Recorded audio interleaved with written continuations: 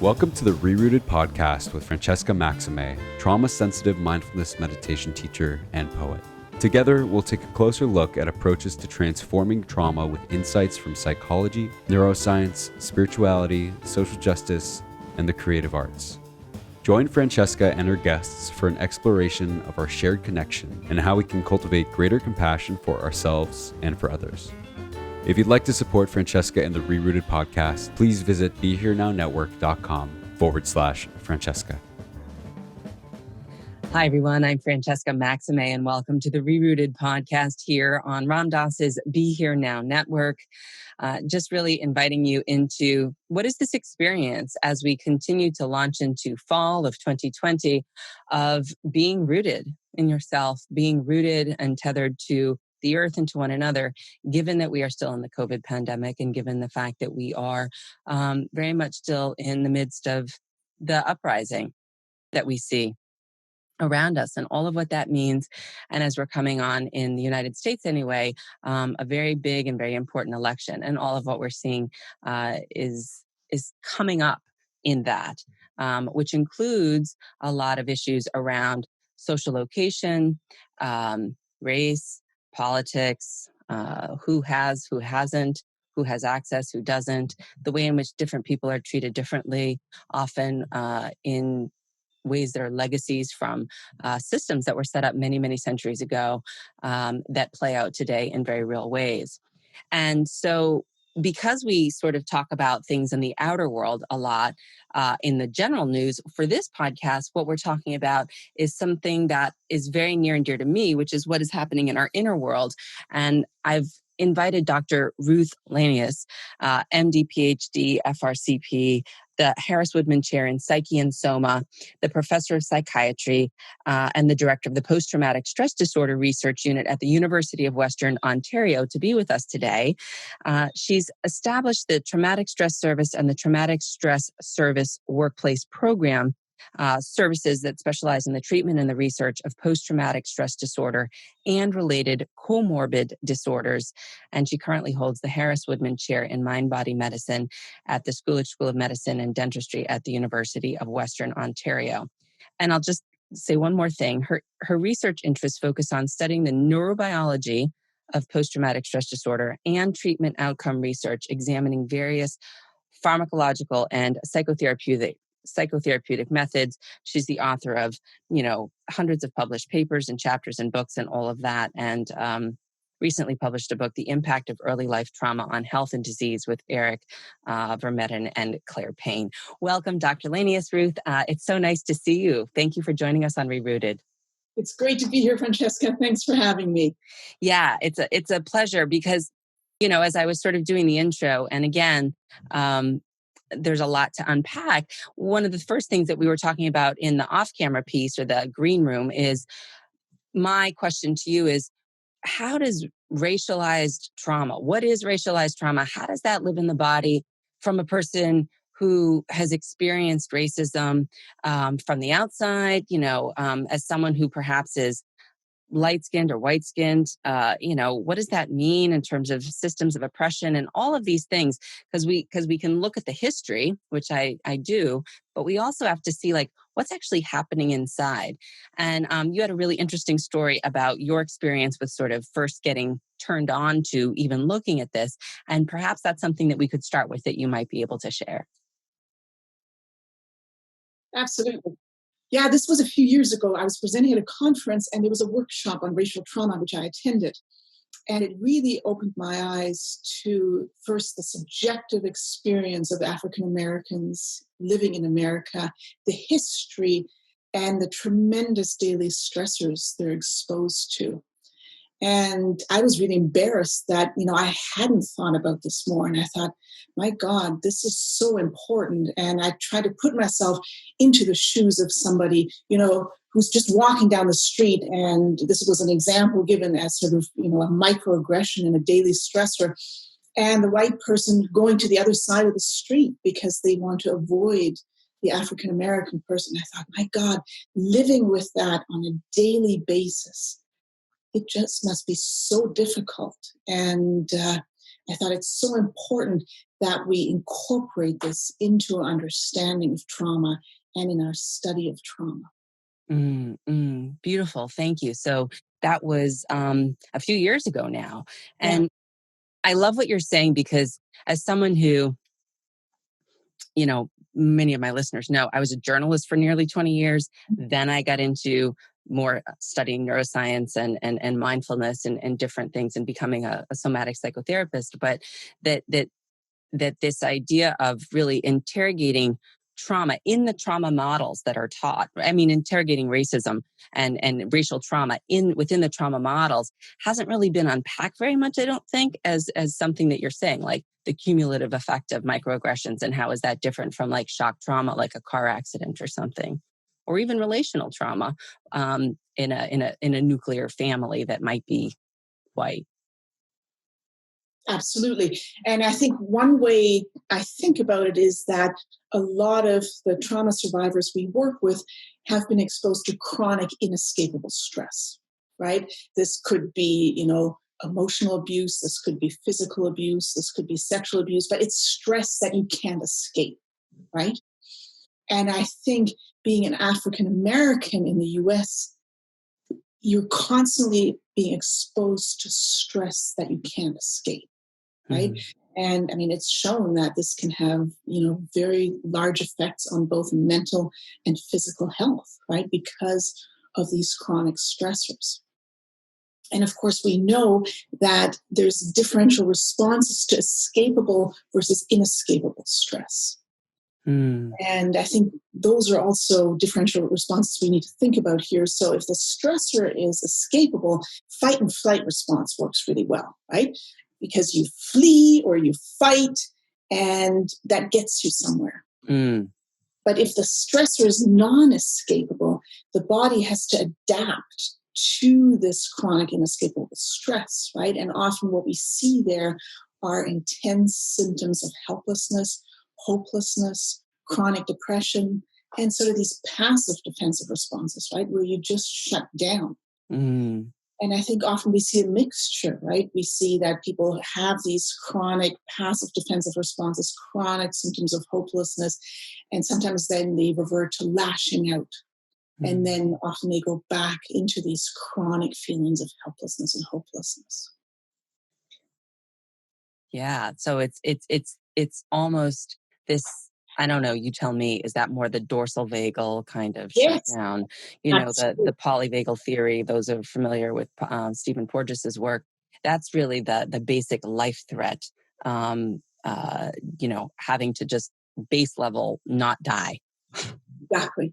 Right. And we're talking about the reptilian brain and, this input constantly coming into the reptilian brain, specifically the periaqueductal gray, which is a critical area for raw emotional responses, defensive responses, which then also connects to the vagus nerve and the dorsal vagus nerve and, facilitates this shutdown. Right. And so I guess what I'm hearing you say is that and we're speaking broadly because we're speaking of general clinical populations in terms of social determinants of health, which include institutionalized, racism for many years, this hierarchical oppression of really dehumanizing certain populations of people based on levels of pigmentation and melanation in the skin, but for no other reason than that division serves to enable to extract a certain amount of labor from a certain group of people more so than others. And that can hold be, the other, historical social piece, how this lives in the person, how this lives in that population. What I'm hearing you say is there's a learned response in order to survive that has more to do with shutdown. And that as that then constant stressors with the microaggressions and things like that day to day, that takes a toll on the physical health and well-being of Black and brown populations here, for example, in the United States. Absolutely. And I think we also need to think about what effect does this have intergenerationally, right? So a parent has experienced this, a parent carries this chronic hopelessness, then has a child, right? And has to teach the child what it's like to be colored and to be discriminated against and how to protect him or herself, right? And so I think we see this large intergenerational transmission of trauma. And we really need to think about the mechanisms and how we can intervene at an individual and at a community level.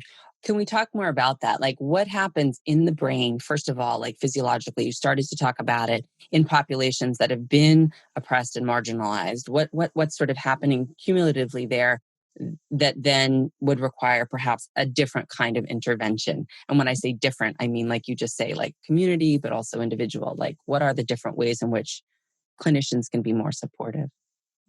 Yeah, and I think that's such an important question. And we haven't studied directly marginalized populations, but I'm certainly hoping to. But I think it really brings us to the sense of self, right? So what is an individual's sense of self like when you're exposed to chronic trauma like this? And, we know from interviews and from talking to these individuals that they often feel like dead inside. They don't feel like they can have normal emotions again. They feel disconnected from their feelings. They feel chronic anger, fear, terror, and they feel like the world is not a safe place, right? Which it isn't for them and their children.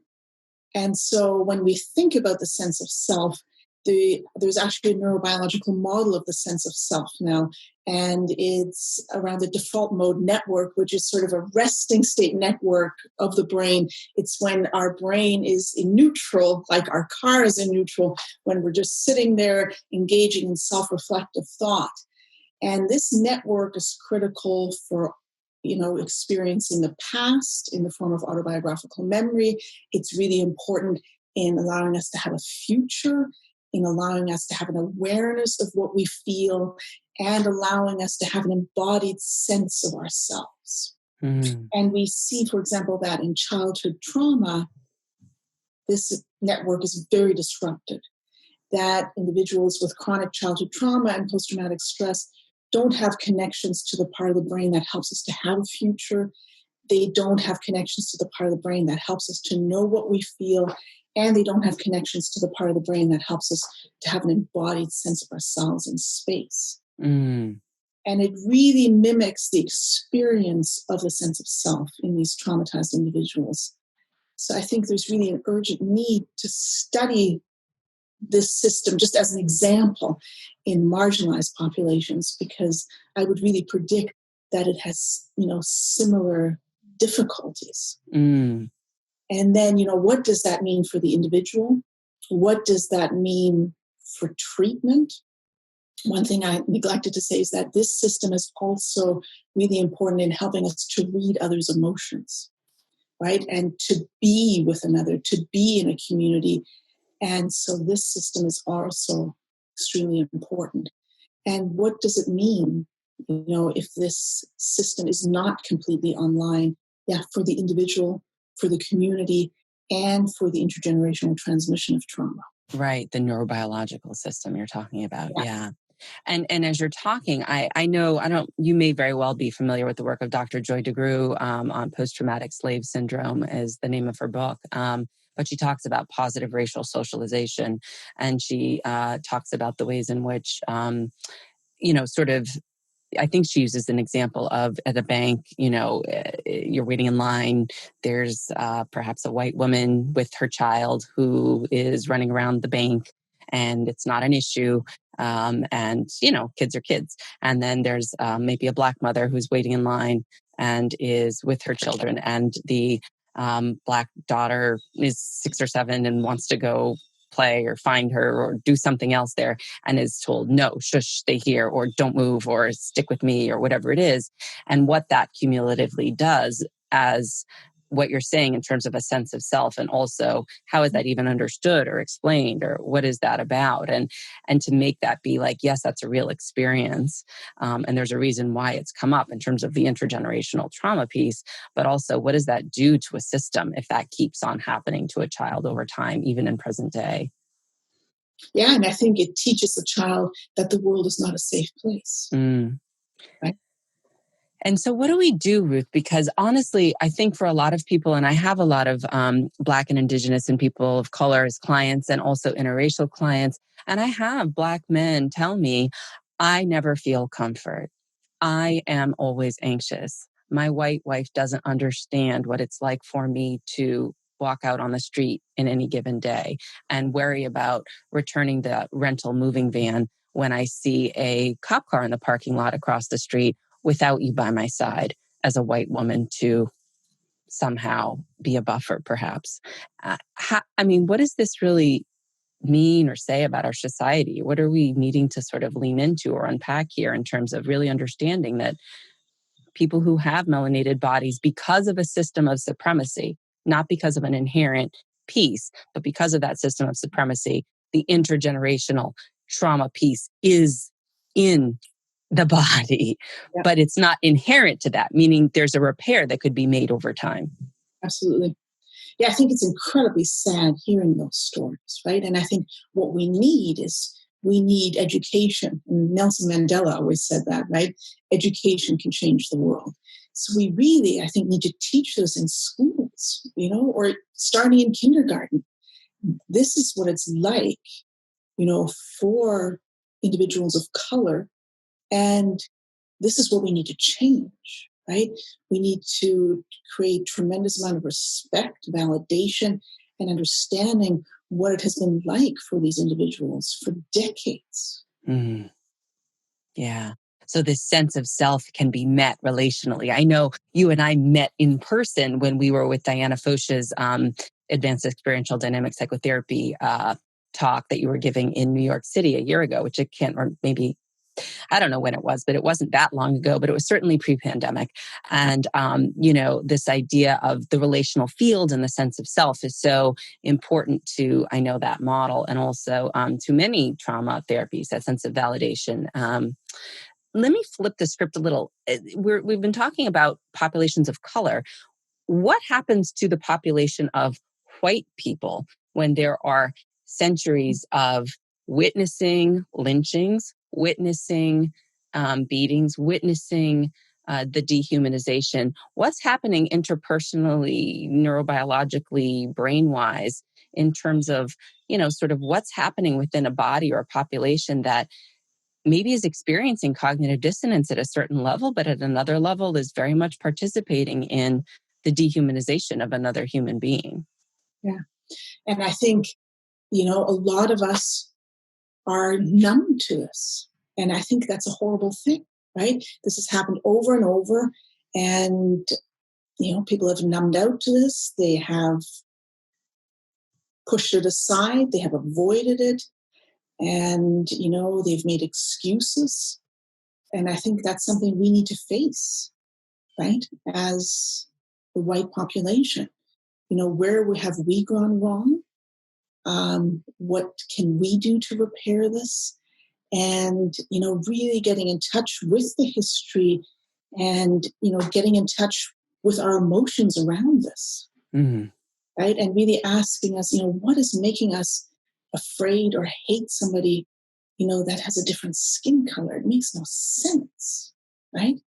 And how has this, progressed? So I think, this needs to be part, I think, of an international education program to really start confronting people very gently with this, because, again, it triggers white individuals' own trauma. Right. Well, this is where I think is so fascinating. Can you talk about fear and shame in the response of the white-bodied person in general?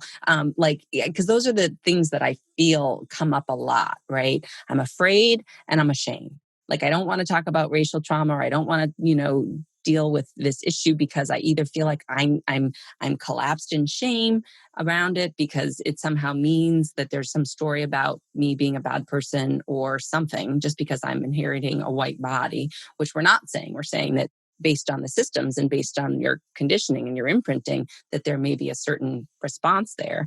And that also that there's maybe fear around something because of that imprinting intergenerationally of the other, right? Regardless of whether or not that other is a construct based on melanated levels, that's been so cooked in. So yeah, how do we begin to kind of work with that or understand that maybe from a inside out way? I think we have to validate the white person's fear. And I think that has been indoctrinated, again, for decades, right? That people of color are dangerous, right? And I think it's been indoctrinated on both a conscious and subliminal level, right? And I think a lot on a subliminal level as well, because you can really, I think, get those messages into the brain and mind of a person at a subconscious level through very quick exposures, right? And it can trigger, that fear response without even being aware of it. And I think that's a really important neurobiological piece to be aware of it. And a lot of marketing firms use this as well, right? Right. We need to, provide this information at a subliminal level and to help people understand that. And to think about, okay, so if I've been getting all this indoctrination at a subliminal level, how does that affect my conscious way of thinking? Right.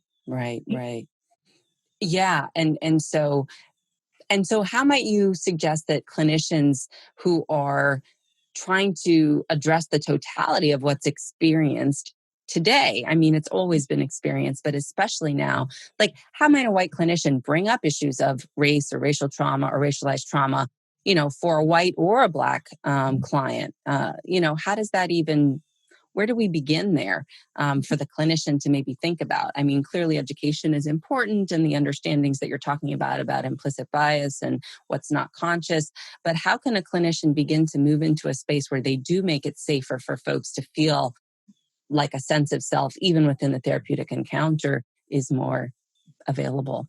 Which is critical, of course. And I think the way to approach it is to ask about it. And the way the way I say it is, there's been a lot of talk and thought about racial trauma. And when I bring up that term, what's that like for you? Right? Just to open up the dialogue to this huge problem. Mm-hmm. And what's it like? If I was interviewing an individual of color, I would maybe also say, what's it like for you, for a white therapist to ask you this? Mm. And what can we do to make this dialogue as safe as possible? Mm. And, what do you need to teach me to increase my understanding of what's happening for you? Right? I think an openness and, a dialogue, because the individual may feel very afraid to talk about this because of fear of being shamed, of not being understood, of not being heard, right? So I think it'll also take some time. Mm. Mm. And what I hear this sort of coming off from you as you say this is there's a sort of quality of undefendedness that I'm feeling from the therapist there, which isn't to say, target practice. It's to say that there's a relaxed, open invitation to, as you say, be in dialogue about this. That even if the therapist doesn't have all the answers, and maybe is on their own, I like to say, embodied anti-racism journey Yeah. or path, Yeah. that as they're more able to just be with what arises, oh, wow, they may not want to talk about this. They may even be mad at me for bringing it up. And I was trying to do a good thing. And here I am now getting yelled at. Like, how does one as a therapist hold the complexity of what you might get back, even if you think you're trying to do the right thing? Mm-hmm. But I think that's the beauty of the relational, right? Then you check in, and if the person gets angry and says, I don't want to talk about this, then you can say, I'm so sorry. I just thought it would be important to bring up, but of course it's completely up to you what we speak about. It's your therapy. Right? And I want to do what's best for you. So thanks for that feedback. And if in the future you ever feel that it would be important to discuss, please let me know. And how do you want to handle this going forward? Do you want me to bring it up again in the future? Or do you want to bring it up again? Where do we leave it at? For example, right? Yeah, beautiful. I love that because I think a lot of folks would be hesitant to even say that much because, even folks who are clinicians are can be, some people, just like normal human people who aren't in the therapeutic chair at that moment, can be conflict avoidant. You don't want to have to you want it to all be nice. But then what remains unnamed is the elephant in the room, especially at a time like this. And then where do we go when it just continues to be such an issue? Mhm.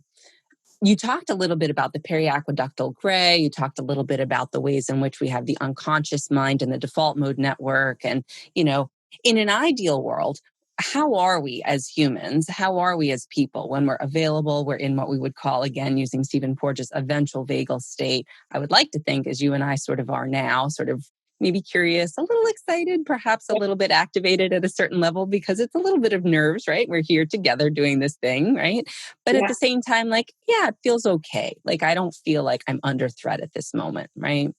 Um, absolutely. what's happening there, and just sort of maybe explaining a little bit about some of the basic brain stuff to folks who maybe don't know, and then what happens with that post-traumatic stress piece where it's just constant, where um, and maybe relate a little bit more back to what you said in the beginning about how that can help us understand the way in which often, not always, but often with individuals within populations of color, there is a certain kind of perhaps response that we may not understand, or we may make up a story about as to why it's there, that has to do something with who knows what desire to a lack of desire to do certain things, or to, God forbid, I say, I'm using what's coming to my head right now is like, the rhetoric politically before was things like welfare queens, or the things like that, people who want to receive, but not to sort of generate, which I think is false, but, which I know is false, but that Yeah. kind of a thing. Yeah, and I think it's so important to think about the sense of self and relationship with the other, right? And I think in order to in order for there to be another, you have to have a sense of self, and you have to have that default mode network online. And I will never forget talking to somebody who'd really suffered chronic trauma. And, it reminds me of so many of my clients who have suffered chronic trauma and feel like they don't have a sense of self, right? They feel like I don't exist. Mm. And this person gave me great insight because she said, without a self, there's also no other. Right? And so this leads to this incredible alienation and feeling of complete isolation. Yeah.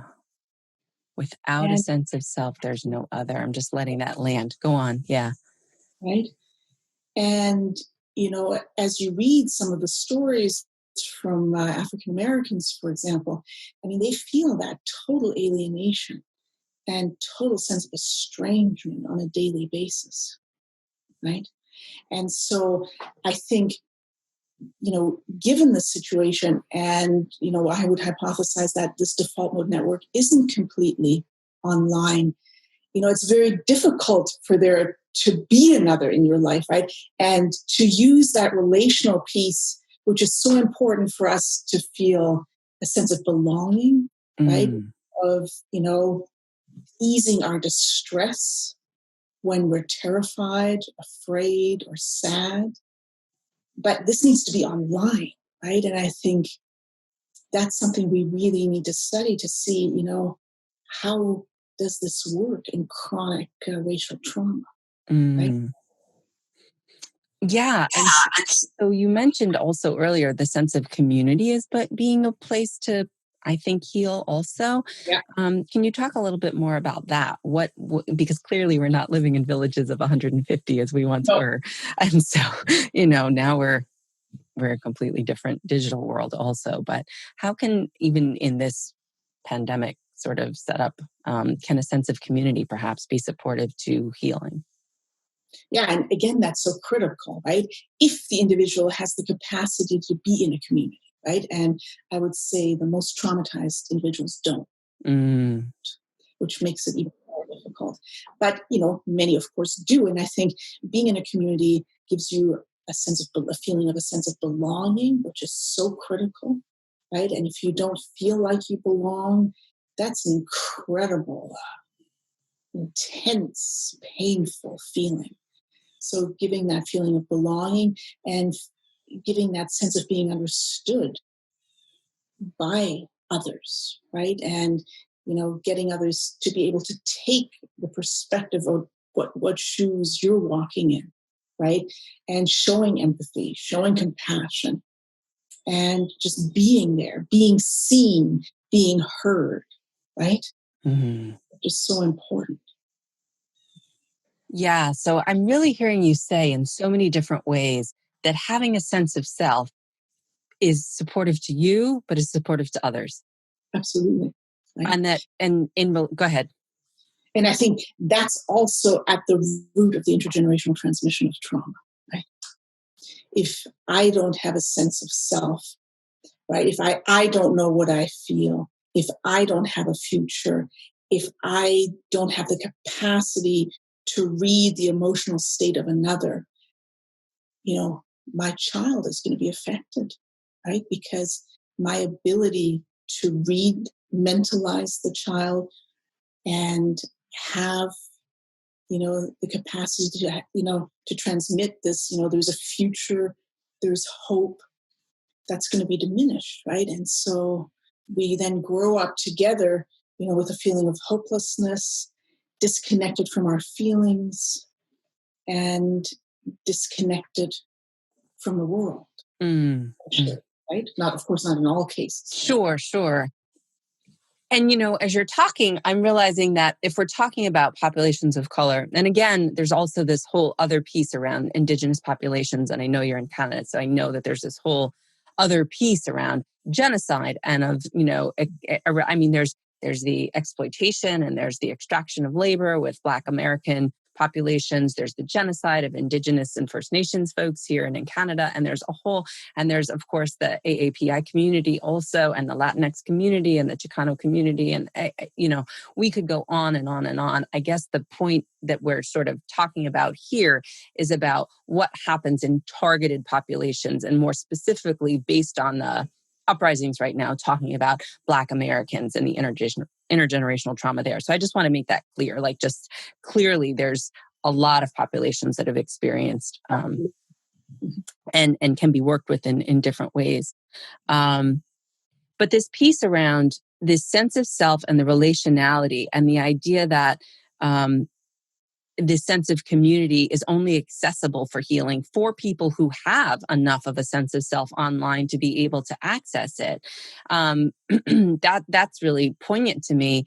And what's also coming up for me is that with Black Americans, oftentimes there is a sense of resilience and joy and creativity that I feel a lot of folks who are white, who have had to give up their Slovenian, their Russian, their Irish, their Italian in order, their essential essence and cultural pieces to assimilate into American whiteness, that there's something there that's like celebrated and that is connective, and talk about how that lives and where that is maybe the counter to some of what you're talking about in terms of the dorsal vagal response. Absolutely. And I think this is why this population has survived, right? Otherwise, there wouldn't have been a chance of survival, right? And you see that, right, in the people, the resilience, and their capacity for joy, to be in community, to sing together, right? And to be with each other. And there's a pride, right? And I think that pride is often very suppressed, but when it comes out, I think it's incredible. I will never forget, I went to Chicago to a conference a few days after Barack Obama was elected. And what was just striking to me is when I entered the hotel, all the cleaning staff of the rooms, their posture was different. I greeted them and they greeted me back, and they were much more relational. And I thought, wow. I've never seen this before. And that shift, I think, it was really striking to me. And so, there's this resilience there. Yeah. And I love that because because what you're saying is often like we hear like in classrooms, for example, it makes a big difference if a Black student is taught by a Black teacher. Mm-hmm. As opposed to a white teacher. And you're saying, like seeing Barack Obama be elected to a person of color meant a lot in terms of what's possible, my sense of self, back to your terms, and how I feel, and then my engagement, my social engagement. It was really striking to me. I will never forget that. Yeah. And so conversely, I feel like there's a lot of times that white people or white populations often, not always, but then kind of feel, I don't want to say jealous. That's not really the right word. But, I can't dance kind of thing, but they can dance or you can, Yeah. so back to this sort of like, maybe the trauma of whiteness. What is the trauma of having, as an Italian American, and then Haitian and Dominican also, but as someone who grew up with my Italian family, it was like we couldn't learn Italian. We weren't taught it. We had to assimilate. We had to be a part of what it meant to be American and be normal. What's given up there that people who are assimilated to be white are could be healing or want to do so that they can reclaim more of a sense of self and not be stuck in fear and shame also, even though there's privilege, because there's racial privilege, but oftentimes internally there's still a lot of fear and shame. And maybe that needs to be part of the healing, right? It's in parallel, right? That both parties are allowed to reconnect to their own culture of origin. Mm-hmm. Right? And I think that would create a very nice parallel and a very nice parallel experience. Of course, very different on many, many levels, but again, to help find some parallel and some way of connection. Yeah. Of rerouting to their own history. I know. And do you have examples? I know Bessel van der Kolk talks a lot about the body and how those pieces are structured. The relational pieces are structured in the body, and the body mind. You're the. I mean, it's all connected. How does that then become embodied in a different way? I mean, what does a reparative, racial, multiracial society, community encounter? What happens there? Is it all about safety and a sense of self? Is it about what's happening inside when someone feels like, yeah, I can lean into recognizing that I have someone who's different than me, but also very much human, and I'm just connecting with them as a person. And I think it would be very freeing, right? Almost like a dog being let off its leash, right?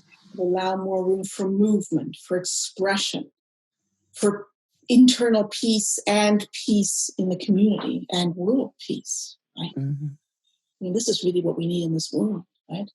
In this messed up world we live in at the moment, right?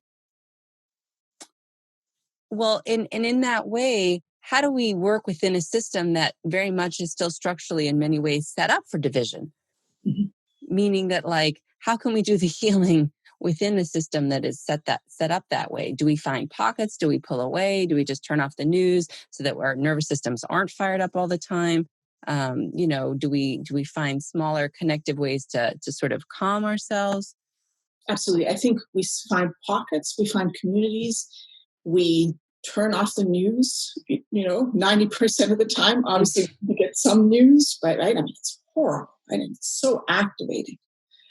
And, we make change in these small pockets, and hopefully over time, those different pockets will connect and grow. Yeah, almost like little seeds. Yeah. So we start with seeds, then the seeds connect, until, we have a critical mass, right? So through these different pockets, we move towards a critical mass, because a critical mass is required for change, right? Right. Well, I love what you're saying, because I think that it gives people a sense of hope that, like, you can start where you are, start with your community, start with your friendships. Yep. Like, look, because I've heard it say a lot that, like, I don't have any Black friends if they're a white person. I don't have any, and then I'm like, well, you could, not in a performative way, not in a tokenistic way, but you could expand your circle and see, where might you begin to have a more diverse friend circle, which doesn't mean you're abandoning your friends, but like that can be part of the healing. That can be intentional when you have awareness. Yeah. And do you have experiences clinically where you've had success or maybe even failures, or where you've had challenges, where you've brought up these things? You mentioned a couple of examples earlier about what a therapist might do or might say, but do you have any maybe clinical examples that, again, masks, or, you don't have to name any names around these issues? Yeah, since I went to this lecture several years ago, I've brought it up every time when I see, an individual of color. And generally, the responses have been extremely open. Sometimes people aren't ready to talk about it, but I think they appreciated it being on the table. And in most cases, there's been great appreciation, and the person's able to express how this has affected them, make meaning of it, how it has really created where they are in their life right now, or, played a critical role in that. And it has given us a chance to really incorporate that into the whole treatment piece, right? Because without that, right, the treatment piece would have been incomplete, right? Because it's such a big part of what the person's experiencing. Yeah. And so people have really had different responses, I hear you say, but that it feels relieving and connective and appropriate. Absolutely. I would say 9 3/4 out of 10. Mm-hmm. I had one person once who wasn't ready to talk about it, and they just said they weren't ready. And that's fine. Yeah. Right? It's up to them. Right? Yeah.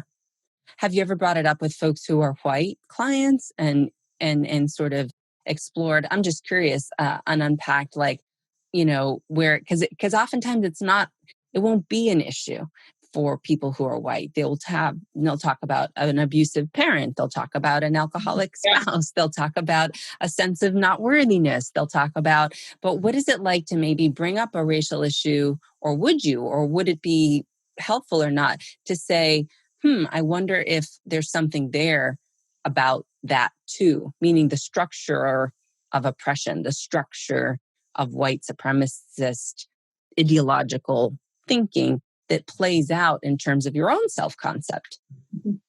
Yeah, and it's very interesting.